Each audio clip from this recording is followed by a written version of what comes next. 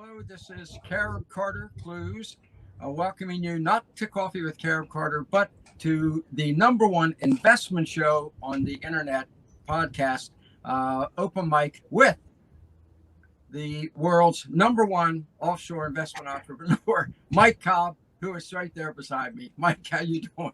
I'm good, Carter.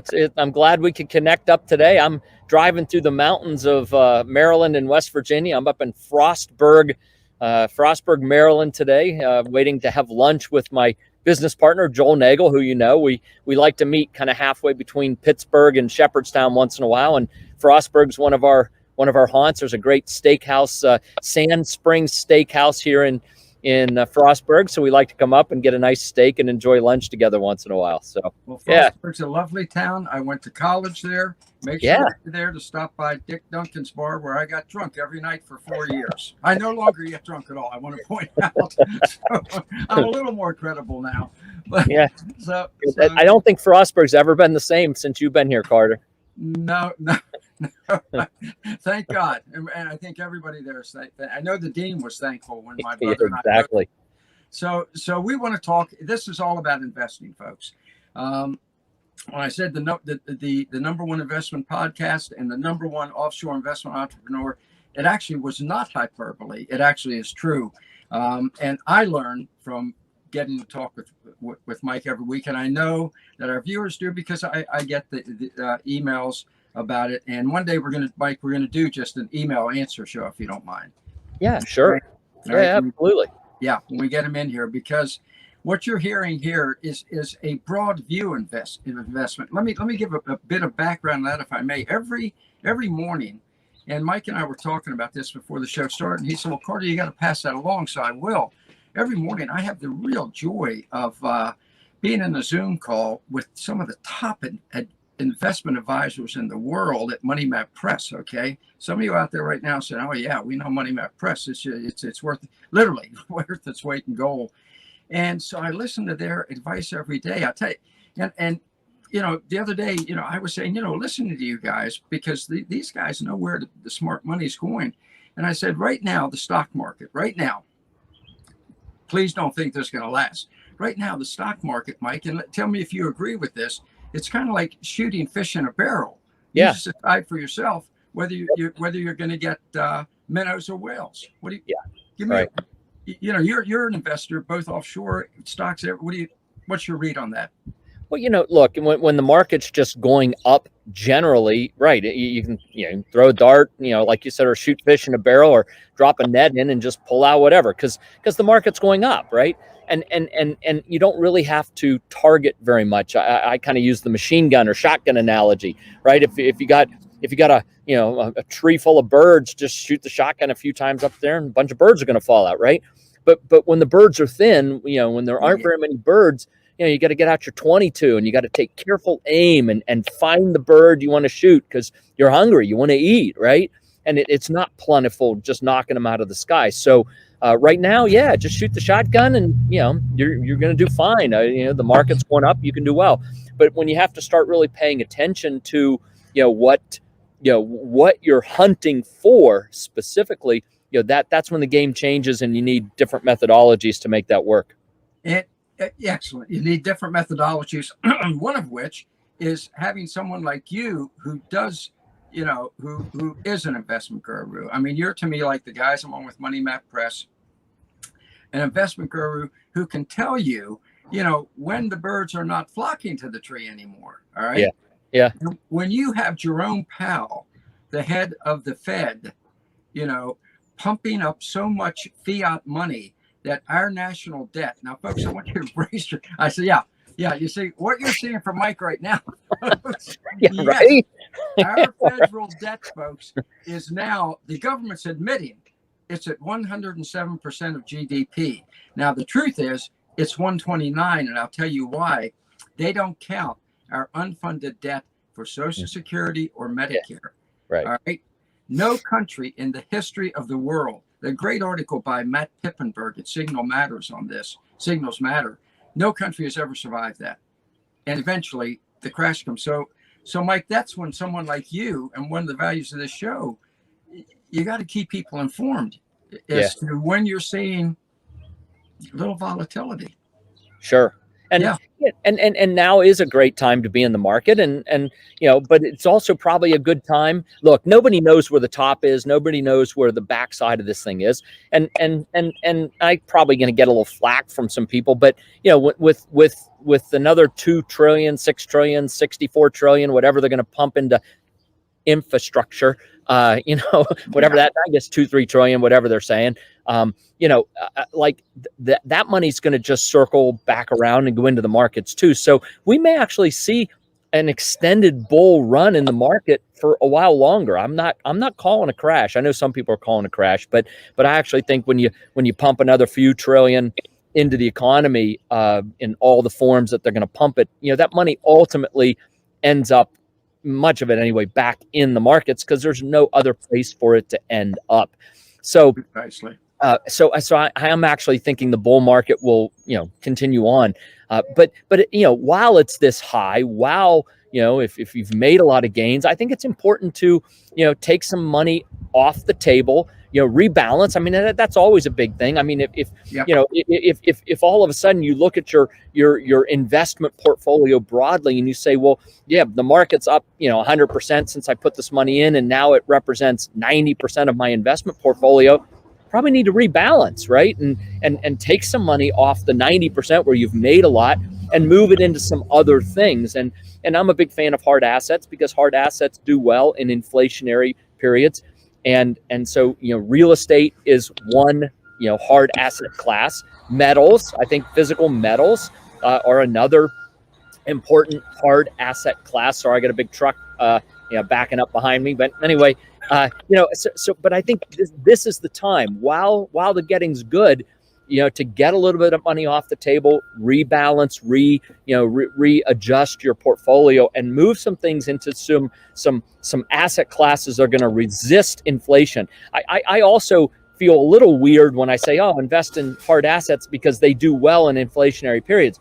Actually, what they really do is hold the value of money during inflationary periods. Maybe they appreciate, incrementally above the inflation, but hard assets hold value in inflationary times, and you just can't print trillions and trillions and trillions of dollars and not have inflation at some point. I mean, we're already seeing it. I mean, I think if you look at the shadow stats, I think that's what it's called. But if you go to shadow stats and you look at how they measure inflation today versus how they measure it in Jimmy Carter's time frame, and you apply Jimmy Carter's inflation metrics to today's economy, what you see is there actually is a lot of inflation. It's just like they keep changing the rules of the game to keep inflation kind of low, whatever low means. But if you're buying food, if you're buying gas, if you have medical services, you have kids in college, I mean, you look at the things that there are a lot of things going up extremely high in inflationary. Lumber's up 350, 60%. I just saw recently in concrete, and steel is up. So we have inflation. But if you measure things like the price of TVs or electric cars or other technological items, I mean, they come down in value. So just what basket are you measuring to see whether there's inflation? Sorry, I went off on a tangent. But no, you're not on a tangent, because it's vitally important. Because the big lie when in the Jimmy Carter administration, what they did, because people need to understand this, because it addresses exactly what you're saying. They removed gasoline and certain foodstuffs that they knew really reflected inflation from the inflation index. They put in televisions and washing machines. Bingo. Yep. Yeah, which really, they hold pretty damn steady, folks. Yeah, and they continue to do that, right? They continue to do that. So if you just look at some of the old measurement sticks, the old measurement sticks they used to measure inflation, and you put that on today's economy, and you can do that in shadow stats, you actually can see what the inflation rates are depending on how you measure it, and it's incredible. I mean, there is inflation. There absolutely is inflation. It's 9 to 12. It's 9 to 12%. I'm telling you, it's 9 to 12. Okay, I don't know, but Carter, you pay attention to that. And Powell and Yellen both admitted, we're going to have a little more inflation, but it won't be bad. That is, again, the big lie.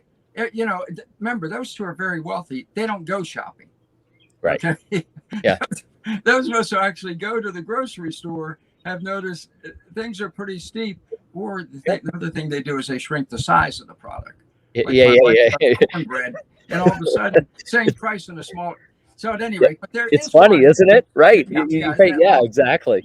There is a great inflation hedge. I'm glad we went down this path, because one of the inflation hedges that you and I talk about, number one, the housing. I think, particularly offshore housing. I would not invest in housing in this country right now because I'm just saying, I think it's a bubble. That's just my opinion. I But agree. offshore housing, I think, as you pointed out to us last week, does increase in value at a good, solid, steady rate. And then there's something else that you and I have talked about for probably 10 years and that you're involved with, and which we need to tell people about, not so that you can make more money on it, you're making good money on it, but so that they can, and also take it as an inflation hedge. I think you know where I'm going with this. I do. Yeah. Yeah. Teak. The teak, Teakwood forest. the timber. In fact, you know, it was one of the things when we were talking about inflation hedges.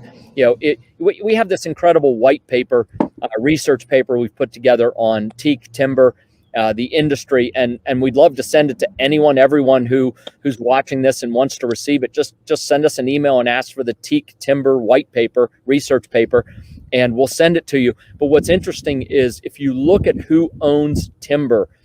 It's and at one point Harvard had over 10% of its endowment, which is, I don't know, big. I don't know how many billions of dollars. $billion endowment. $1 billion, right? They had over 10% of their endowment in timber. And you look at John Malone, you look at the Peregrine family. I mean, you look at many extremely wealthy families' endowments. They have large percentages of their endowments in things like timber.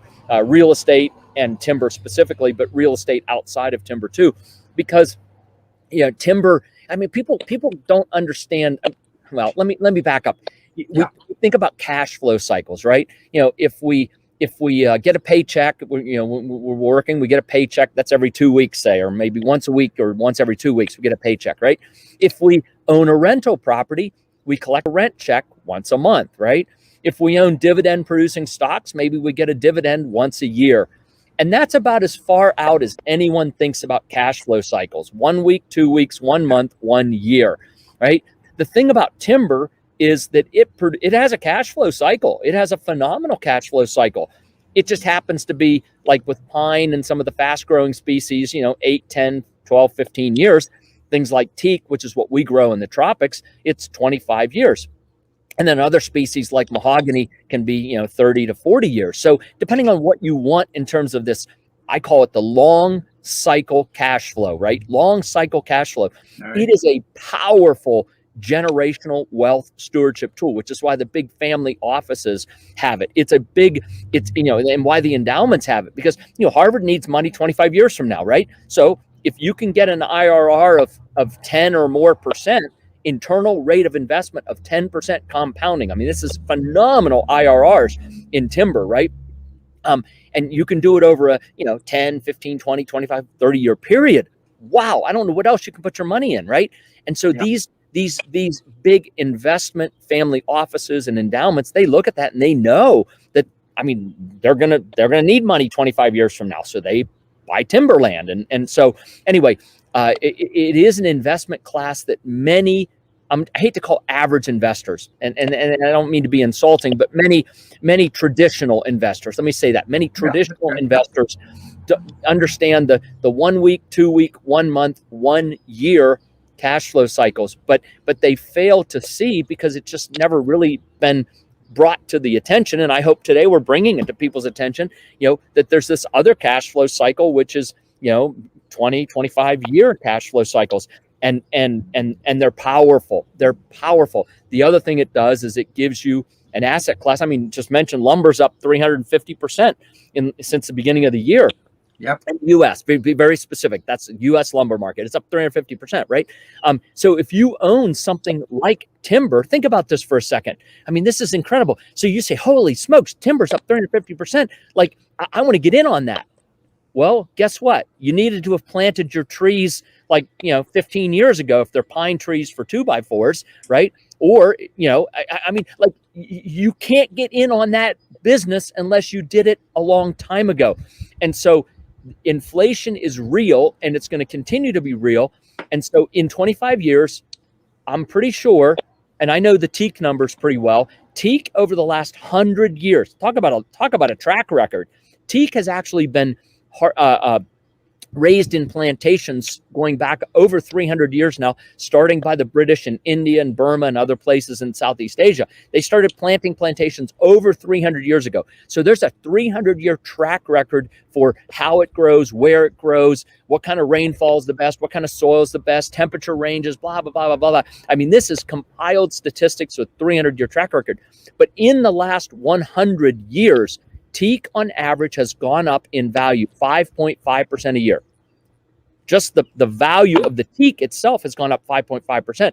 Now, you plant trees and you let them grow for 25 years, the trees actually physically grow and produce the lumber. So not only are you getting the value of this lumber that the tree produces, the value of the lumber itself historically over 100-year track record has gone up 5.5% a year. So again, it's one of those incredible asset classes that it just most people don't know about. And if they do know about it, they probably think, well, I don't have $1 million to invest in teak. Well, you don't need $1 million. You need 25. You need $20,000, $30,000, and you can invest in teak. And wow, it's phenomenal. I planted my first plantation in Panama in 1999, and the trees are now 21 years old, I guess, right? 22, right. Coming up on 22 years, and so we've got another 3-4 years to harvest. So yeah, we're excited. I mean, and we're going to cut the trees down and we're going to plant them again for our kids. That's the whole generational thing, So let's bring it home. If I invested, let's say 20,000 in teak right now, what ballpark, if things remain the way they are now in terms of appreciation, return on investment, what if I invested 20,000 now? Yeah. What can I look at in 25 years?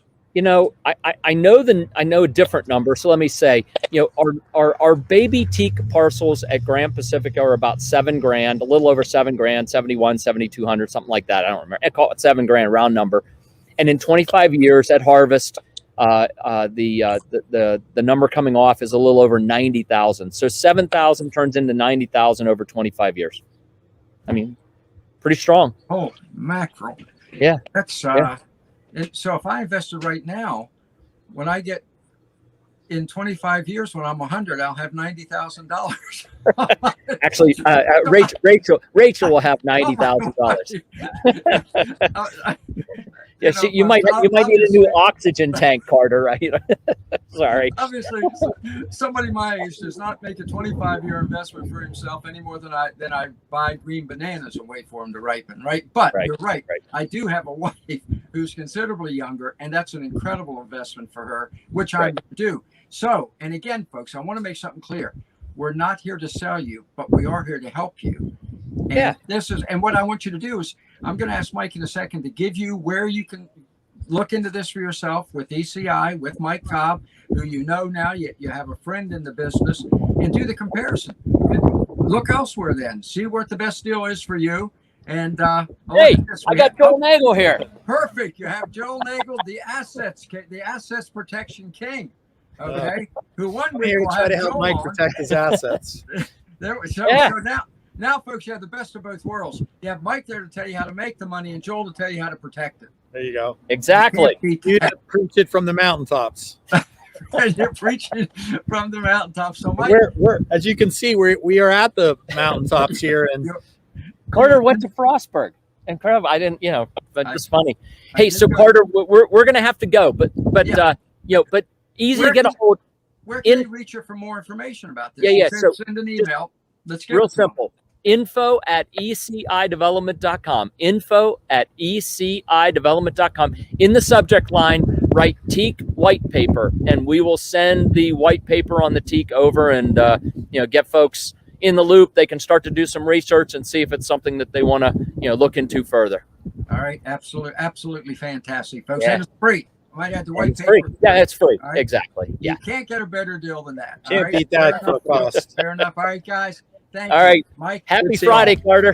Have a nice weekend. Bye. Thank you very, very much. See you next week. For more information on the Offshore Club or to contact Mike Cobb, visit www.offshore.club today. www.offshore.club. That's www.offshore.club. See you next time at the Offshore Club.